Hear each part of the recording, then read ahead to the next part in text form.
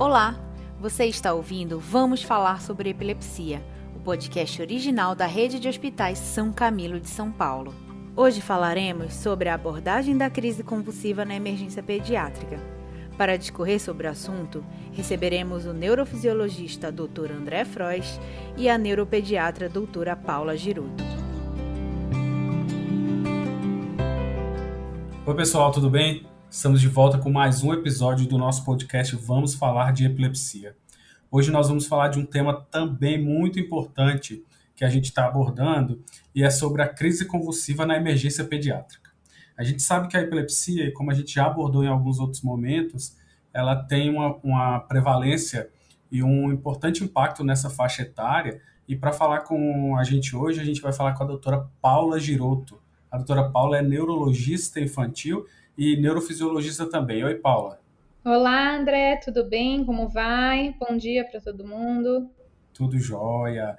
Ô, Paulo, eu estava dando uma olhada e eu vi que os pacientes, né, que têm epilepsia, eles procuram muito mais o pronto-socorro do que a população geral, claro, né? Eu vi que em adultos fica em torno de 13%, em crianças 22%, uma margem bem grande que a gente vê em avaliações de pronto-socorro, né? Agora me fala o que acontece com essa frequência nessa faixa etária da pediátrica. É muito comum a gente ter avaliações de crises convulsivas na emergência infantil, né? Então, as epilepsias infantis, elas são bem prevalentes e a principal faixa etária que a gente tem de crianças tendo crises convulsivas que irão abrir uma epilepsia mais para frente é aí cerca de 1 ano de vida. E essa incidência, ela vai caindo durante a primeira década de vida. No final dos primeiros 10 anos de vida, a criança acaba tendo a mesma chance de abrir uma epilepsia que um adulto, tá? Então, mas realmente no primeiro ano de vida isso é muito importante. E quem procura o pronto-socorro, as crianças que procuram pronto-socorro, não são só aquelas que vão abrir uma epilepsia ou que já têm uma epilepsia, mas a gente tem muita intoxicação em crianças, a gente tem muita meningite, a gente tem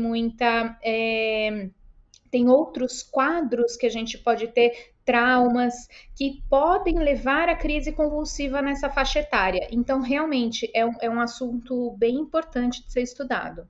Ah, legal. Então quer dizer que tem vários motivos, né, para procurarem o pronto-socorro. Agora me fala uma coisa: quando é que essa crise ela pode ser considerada epilepsia?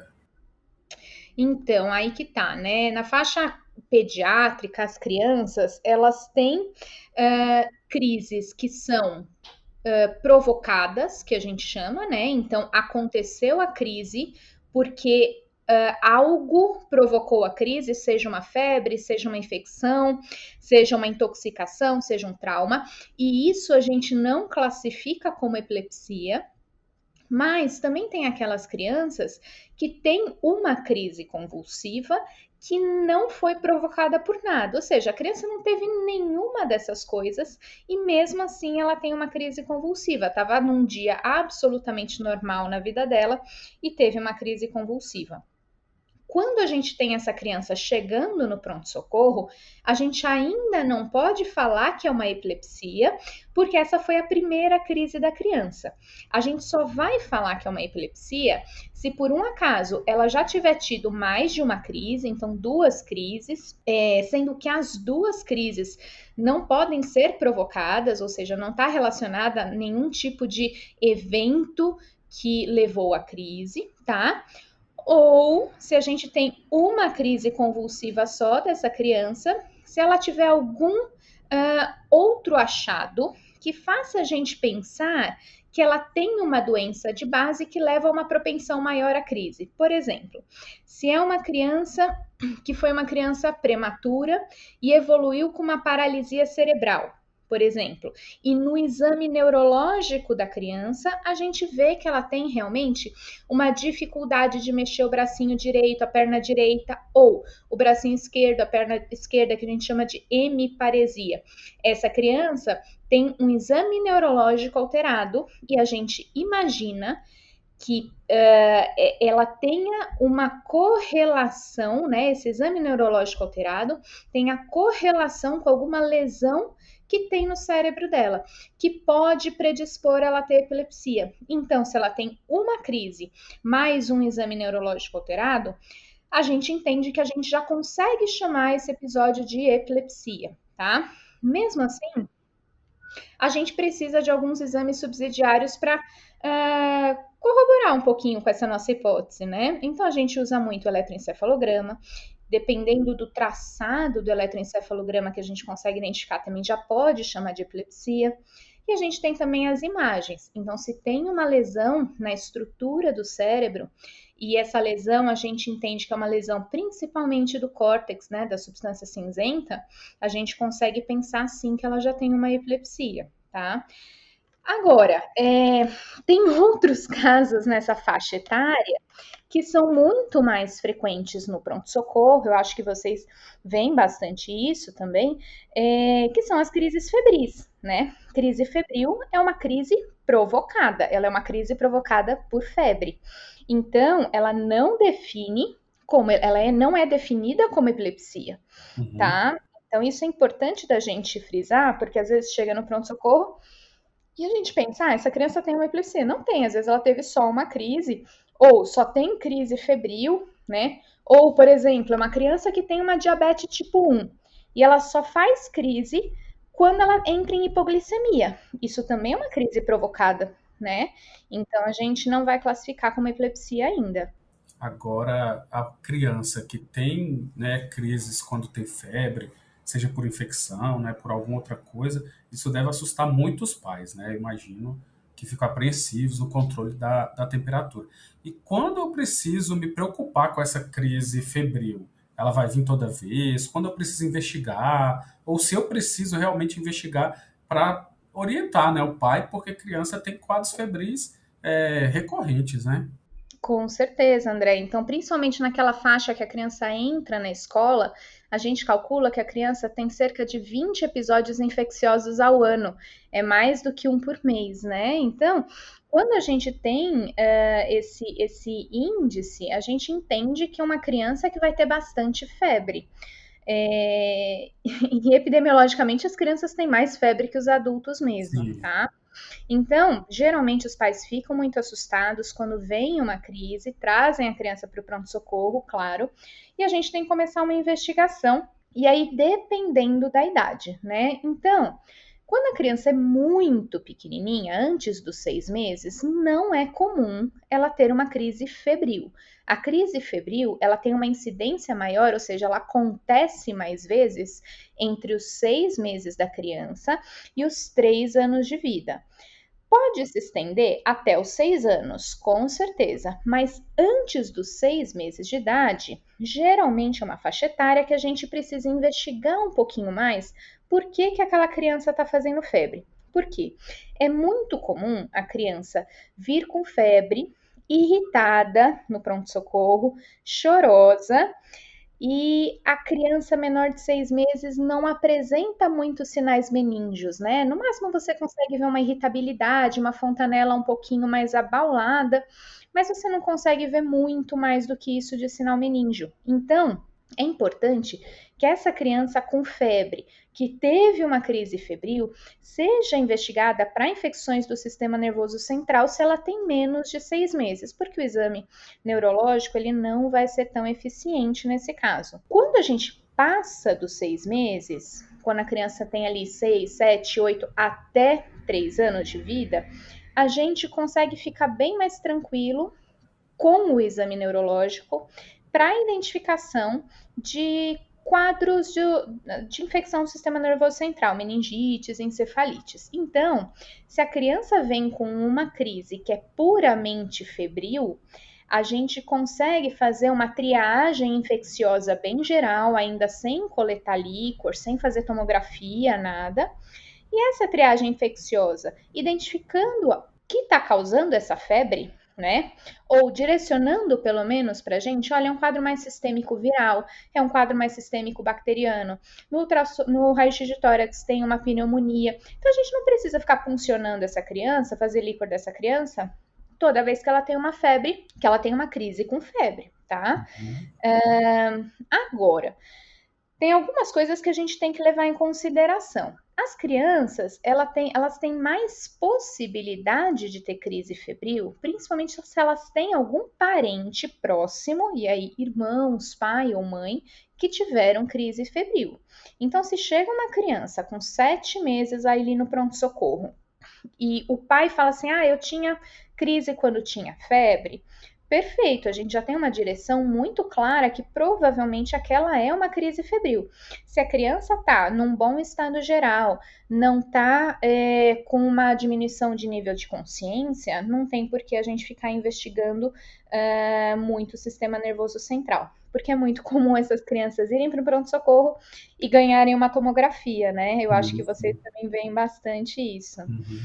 E quando a gente fala em tomografia nessa faixa etária, é muita radiação para a criança, né? Muita radiação. Depois dos 6 anos de vida, a gente geralmente tem que investigar também, tá? Se a criança vem com uma crise com febre, nunca teve antes, a gente precisa investigar, porque não é comum abrir esse quadro depois dos 6 anos de vida. Não é comum abrir depois dos 3, mas depois dos 6 é realmente muito incomum. Então, também já é orientado, aí sim, a investigar um pouco mais profundamente, aí sim, poderia fazer uma tomografia ou um líquor, se essa criança nunca teve nada relacionado, né? Nunca teve nenhuma crise com febre. Entendi. E a criança que tem febre, ou crise com febre, ela tem chance de ter epilepsia? Tem, mas a gente tem que deixar bem claro quando que ela tem chance de ter epilepsia. Quando a gente tem crise com febre, a gente sempre pensa em 2 tipos de risco. O risco de recorrência dessa crise febril, ou seja, se ela vem com 7 meses no pronto-socorro com uma crise febril, qual que é a chance de mais para frente ela ter outra crise febril? Né? Então, isso os pais sempre querem saber, mas vai ficar tendo crise sempre que tem febre? Então, depende. Se essa criança, tem alguns critérios para a gente definir esse risco. Se a criança teve a primeira crise febril com menos de 1 ano e meio de idade, ou seja, com menos de 18 meses, sim, ela tem mais chance de repetir essa crise febril. Se ela teve crise febril e o pai ou a mãe ou um irmão teve crise febril na infância, sim, ela também tem mais chance de ter crise febril, né? Então, isso é bem importante de frisar com os pais. E, além disso, um terceiro ponto é, essa criança teve crise com febre, logo que a febre estava subindo, ou seja, ela teve crise com 37,8 de temperatura, 38 de temperatura, ou ela teve crise com 40,5 graus de temperatura, né?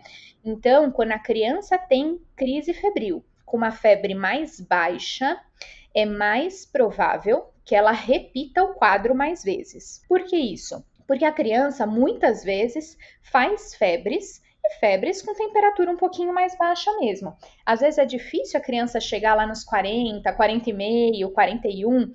Essas são febres que a gente consegue controlar antes. Então, a criança acaba tendo menos crise mesmo, tá?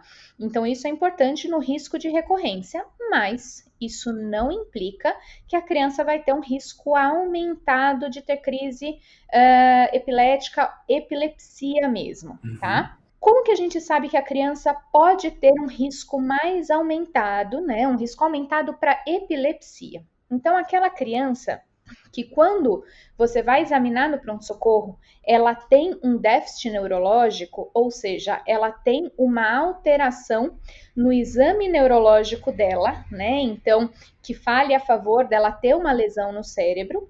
Isso a gente consegue falar que, olha, esse é um pontinho a favor dela desenvolver uma epilepsia mais tarde.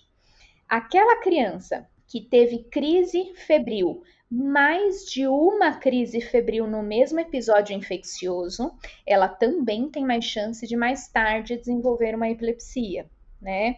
E aquela criança que quando a gente vê a crise no pronto-socorro, ela não é aquela crise tônico-clônica, ou seja, aquela convulsão mesmo que a gente conhece, ou seja, ela é uma crise mais focal, ou só o braço mexe, ou só a perna mexe. Então, a gente tem um risco mais aumentado de ter epilepsia. Tudo isso por quê? Porque essas situações indicam que o cérebro dela tem uma lesão mais que deixa ela mais suscetível a ter crises. Acho que deu para entender melhor assim, né? Agora, e quando a criança tem uma crise e eu tenho uma relação com alguma outra alteração, né? Orgânica, metabólica e tudo.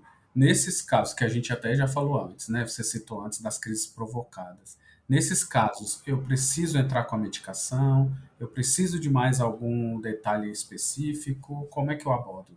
Só para deixar isso bem claro, porque assim, quando a gente ainda está falando de crise febril, antigamente as crianças saíam do pronto-socorro com a prescrição de fenobarbital, né? Ah, sim. Para crise febril. E hoje em dia a gente não usa medicação antiepilética para crises febris, Ah, tá? sim. Então, se a Uhum. gente usa, é para tirar a criança naquela hora que está na emergência do estado de crise epilética. Então, pode usar midazolam, diazepam, pode usar e deve usar, na verdade, um antitérmico também, tá? Então, Uhum. isso é importante, mas a criança não deve sair do pronto-socorro com prescrição de antiepilético para casa. Ela deve sair com uma prescrição de controle de temperatura com um antitérmico, tá? Uhum. Agora, você está me falando das crises que elas acontecem porque aconteceu alguma coisa na vida da criança. Então, vamos Isso, esquecer um pouquinho as crises febris sim. e vamos lembrar das crises que a gente chama de crises provocadas. O que são essas crises provocadas? A crise provocada, a criança caiu da laje, bateu a cabeça. Até parece estranho a gente falar isso, né, em 2021, mas quem trabalha em pronto-socorro infantil sabe que tem muito acidente envolvendo criança. Então, não só caiu da laje, cai do trocador, cai do sofá. Assim, geralmente são traumas que afetam bastante a vida da criança. Se Uhum. essa criança sofreu um trauma ou se ela está com uma diarreia e está perdendo muito líquido, está perdendo muitos eletrólitos, né? Que a gente, os sais minerais aí para os Uhum. leigos. Se a criança também, por exemplo, tem uma diabetes tipo 1 e faz uma hipoglicemia, ou seja, aconteceu alguma coisa na vida da criança que tirou esse equilíbrio, né? Tirou ela da homeostase e ela fez uma crise epilética. Isso a gente chama de crise provocada, tá? A crise provocada, ela geralmente é isolada, tá? Então, a não ser que, por exemplo, seja um trauma grave, faça um sangramento intracraniano e a criança tenha várias crises epiléticas, num geral, ela é um evento meio limitado, tá? É claro que no pronto-socorro a gente tem que agir para tirar a criança desse estado de crise. Então, de novo, as mesmas medicações que a gente usa para crise epilética mesmo, né? Diazepam e midazolam, essas coisas. Agora, a criança se recuperando das crises, o evento indo embora, ou seja, numa diabetes, por exemplo, a gente compensando a glicemia da criança, numa diarreia, a gente hidratando a criança, num trauma, a gente se certificando que não teve sangramento, não teve mais nada, e a criança recuperando bem, a gente não tem essa propensão de continuar tendo crises epiléticas. Então, a gente não precisa liberar a criança para casa com anticonvulsivante, tá? E isso precisa também ficar muito claro, porque às vezes a criança acaba sendo liberada para casa com alguma medicação, fica fazendo uso, não procura o neuro e o pediatra fica repetindo a receita e ninguém sabe nem nunca por que ela está tomando o anticonvulsivante, sendo que ela não tem maior propensão a ter crises epiléticas. Tá? Isso é bem interessante. E investigar esse caso, a gente investiga quando a gente não tem certeza da origem dessa crise, né? Então, por exemplo, teve um trauma, bateu a cabeça, teve uma crise, ok, preciso ver se essa criança não está sangrando, né? Se ela não tem um sangramento intracraniano.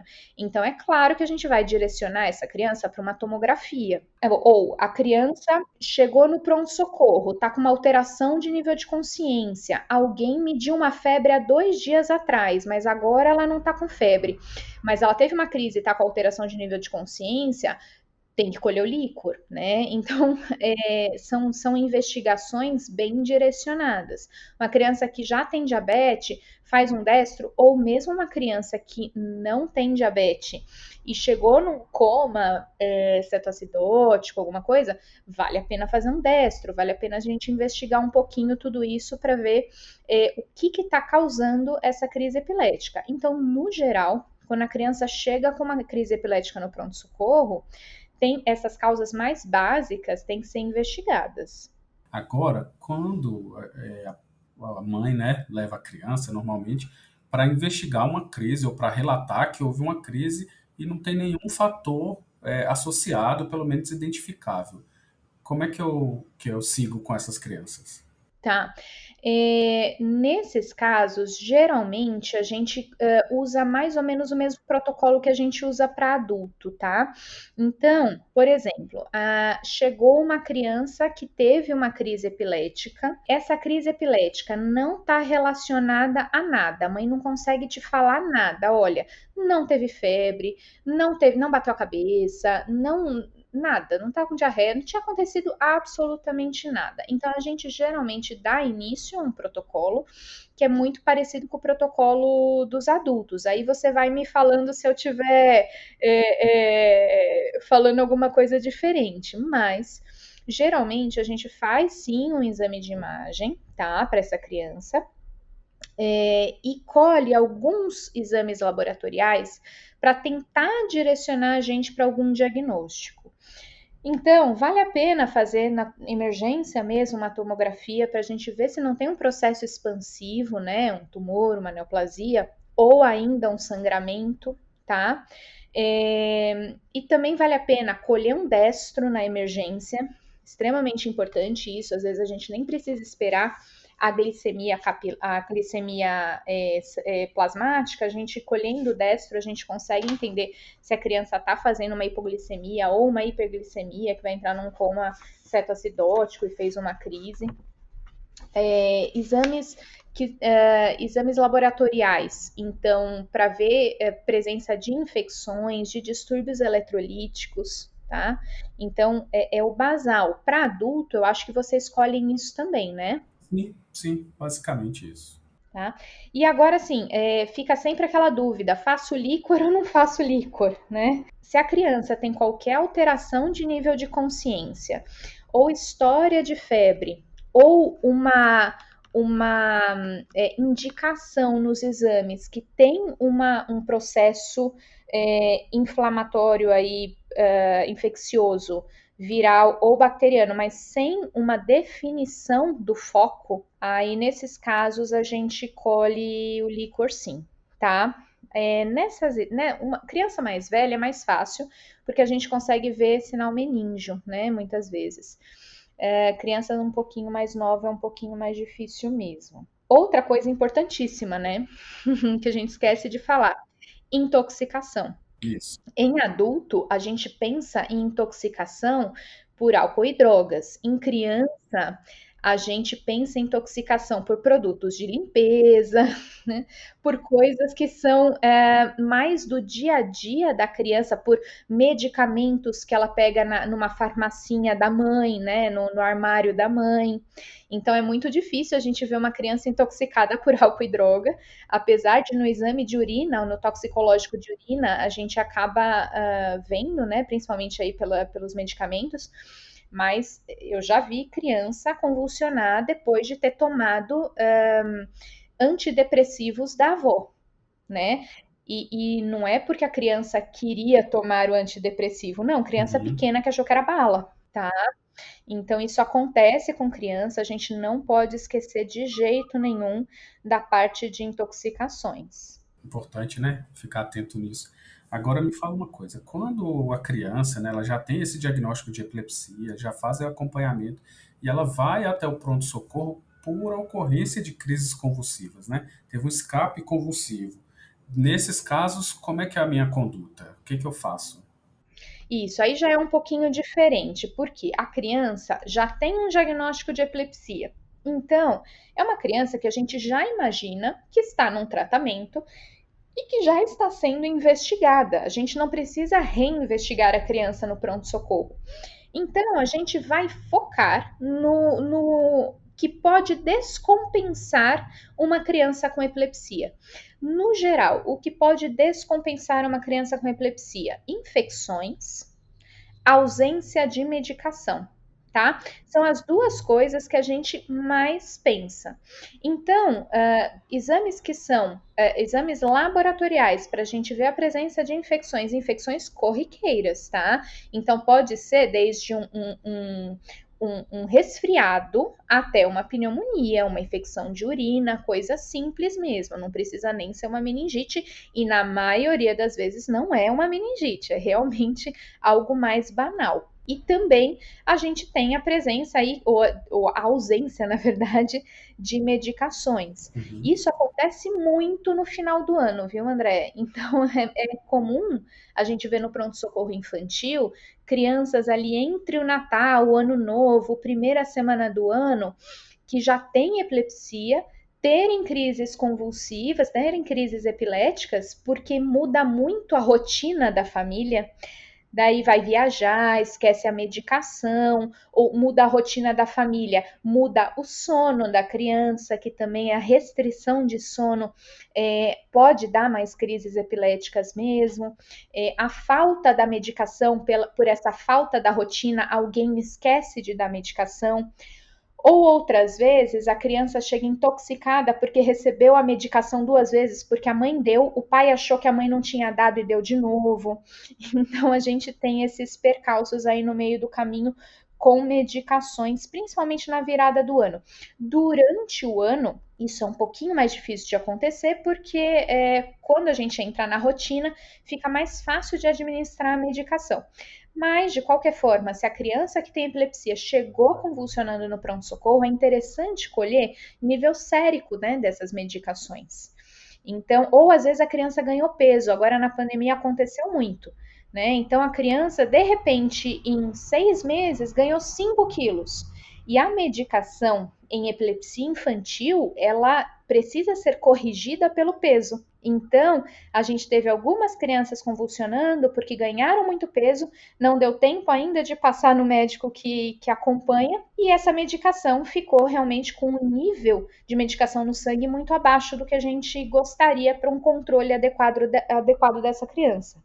Agora, essa criança não é uma criança que precisa de uma tomografia, concorda? Sim, sim. É uma criança que já tem um diagnóstico. Então, a não ser que você esteja suspeitando de que ela tenha sofrido uma queda, que ela tenha tido um evento hemorrágico, se você não está suspeitando de nenhuma dessas causas, você não vai fazer uma tomografia, porque você vai radiar mais uma criança que já tem um diagnóstico fechado. Sim, claro.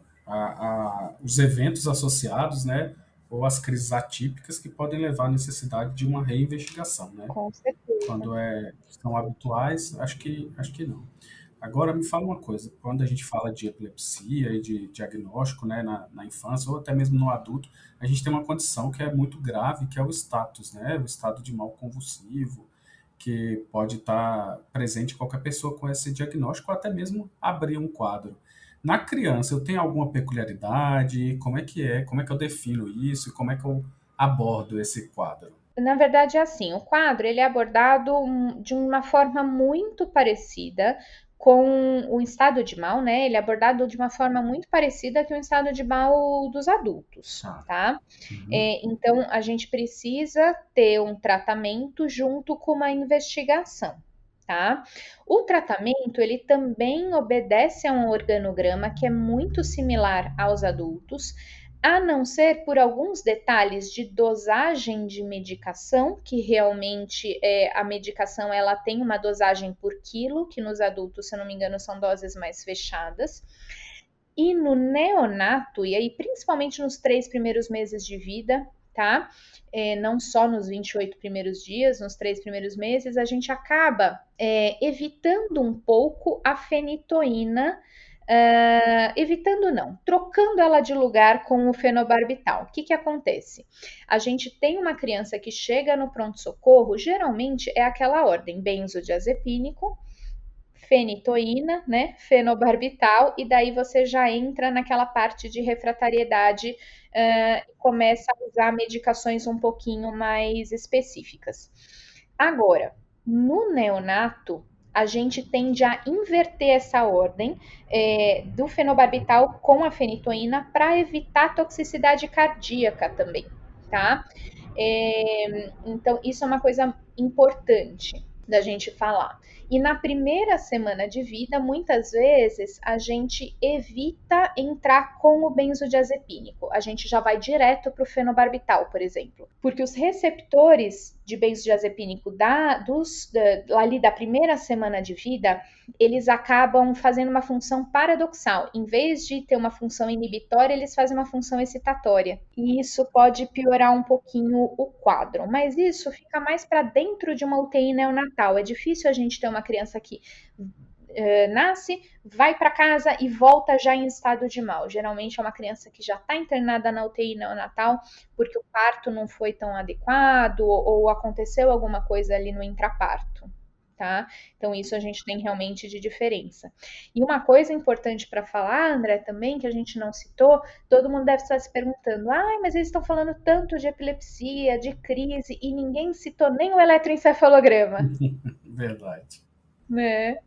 Então, assim, eu acho que isso também vale nos adultos, tá? Quando a gente está num ambiente de emergência, a gente vai dar prioridade para aquilo que pode afetar seriamente a vida do paciente naquele momento. Então, às vezes, um exame laboratorial, uma tomografia e um tratamento, naquele momento do pronto-socorro, eles acabam sendo mais importantes do que colocar a criança no eletroencefalograma, porque a gente já sabe que ela teve a crise convulsiva, tá? A gente já sabe que teve a crise convulsiva. Se a criança não tiver com uma alteração de nível de consciência, a gente pode esperar um pouquinho para pedir esse eletroencefalograma. Ele é importante? Sim, ele é importante. Mas ele não entra numa emergência. Eu não sei se em adulto vocês têm essa sensação também, Sim. André. O que você acha? Da mesma maneira. Né?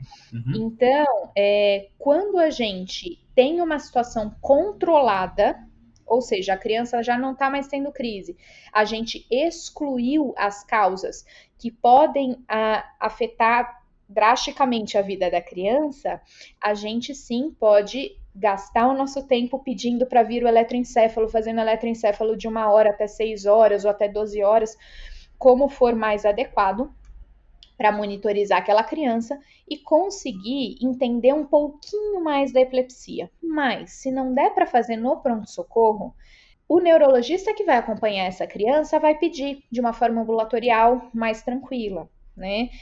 Isso não vale para os casos de estado de mal, né? Porque mesmo em criança, quando a gente tem um estado de mal e a criança sai daquele estado de mal com as medicações, também acontece a mesma coisa do que os adultos. Algumas delas entram num estado de mal não convulsivo. E aí o eletroencefalograma é uma ferramenta-chave para a gente tratar. Não é isso, André? Sim, isso mesmo. Certinho. E agora me fala, o estado de mal convulsivo na criança, eu também defino como 5 minutos operacional, 30 minutos? Isso, né? Então a gente... Em criança, a gente sempre fala para os pais, né? Principalmente aquelas crianças que já têm epilepsia. Se passou de 5 minutos a convulsão em casa, a crise em casa, tem que levar para o pronto-socorro, né? E a gente consegue entender um pouquinho mais dessa criança, se ela mantém tudo isso no pronto-socorro, se ela chega a mais de 30 minutos no pronto-socorro. O que acontece muitas vezes, a criança tem essa crise mais prolongada em casa, entra no carro, já está num estado pós-ictal e chega no pós-ictal no pronto-socorro. Isso é o que mais acontece, tá? Aí a gente tenta acordar a criança não consegue, e isso gera um desconforto muito grande na equipe. Por quê? Porque o pós-equital, realmente, a criança fica mais comatosa mesmo, tá? Mas aquela criança que a gente vê que está mantendo crise epilética aí por mais de 30 minutos, ela já entra no protocolo de estado de mal, tá? Algumas pessoas tendem a encurtar esse tempo e eu acho isso saudável. Por exemplo, uma criança que está convulsionando há 15 minutos, qual que é a chance dela parar de convulsionar no próximo minuto? É mínima, né? Então ela já está convulsionando há 15 minutos. Então não é por isso que você não vai colocar o protocolo para ela. Eu acho que em adulto vocês têm mais ou menos essa mesma impressão, né? Só que em adulto a gente usa 5 minutos. Tá, já usa 5 minutos fechado. Isso, para que é a definição operacional, né? Uhum. E a 30 minutos é a definição teórica que a gente tem já Sim, sim. previamente. Uhum. Mas é isso, muito bom. Eu acho que foi muito proveitoso. Eu gosto muito desse tema, de discutir sobre isso, e a criança não é o meu dia a dia, então para mim eu tenho sempre novidades, sempre coisas a aprender. Muito obrigado, Paula. Eu acho que Obrigada, foi André. de grande valia esse nosso encontro. Espero que tenha outros, que a gente consiga fazer e explorar melhor esse tema. Com certeza, adorei conversar com vocês, e fico à disposição. Muito obrigada. Muito obrigado, até mais. Um abraço, pessoal. Hoje a gente finaliza mais uma vez esse nosso podcast e é com muita satisfação e espero que a gente se encontre em outros momentos. Um abraço, até mais. Termina aqui mais um episódio do podcast original da Rede de Hospitais São Camilo de São Paulo.